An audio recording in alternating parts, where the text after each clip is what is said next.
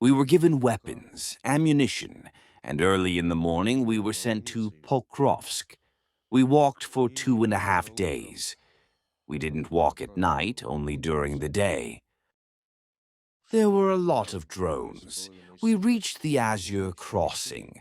We were shown the direction where we had to go. There was greenery behind the city. We didn't want to go through the greenery. We were probably afraid. We explained the direction, and we went along this route. Then we decided not to go further. We hid in the house on this Azure street and spent a month and a half in the apartment. We walked around the apartments looking for water. There were grandmothers and grandfathers. We waited for it to end. We couldn't go out because we didn't remember the route. We were led like this. It's not clear how. There was a house behind it. We had to control the T-shaped intersection. That was the task. Artillery worked very hard on Pokrovsk. There were a lot of 200th and 300th. There were almost no communications. There was no water or food. There was no water. There was no food. Nobody wanted to fight. Many wanted to surrender. The commanders treated us inhumanly. They didn't consider us as people. They treated us like prisoners of war. I asked to go through the LK. I have a severe concussion. It happened when we were in Krasnogorovka. When the drones hit us, I got a lot of wounds and a severe concussion. I wasn't healthy. I asked to go through the LK. They told me to do it later. Nobody sent me to the LK. There were young guys. They were sitting in the basements. I found out that Russian soldiers had entered Pokrovsk. We decided that the situation in Pokrovsk was very difficult for us.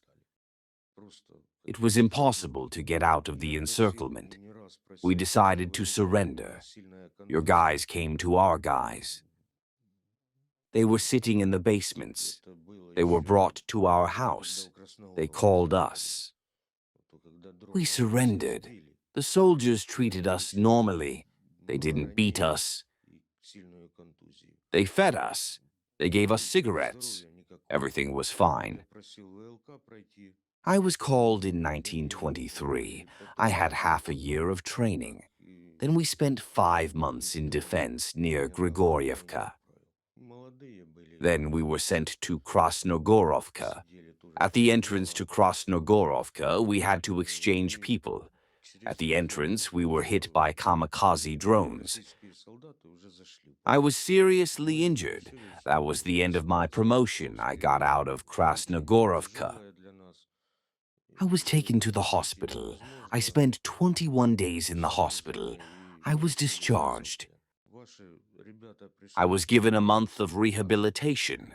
After the rehabilitation, I didn't go anywhere. I didn't return to the armed forces.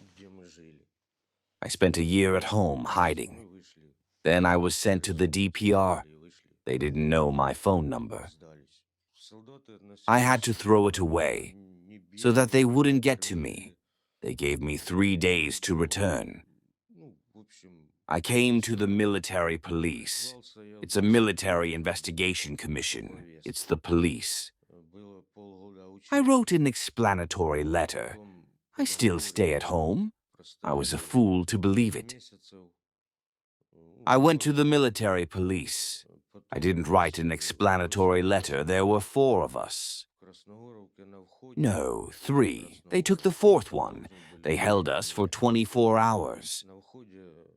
Then they loaded us into a van, and they took us to the distributor.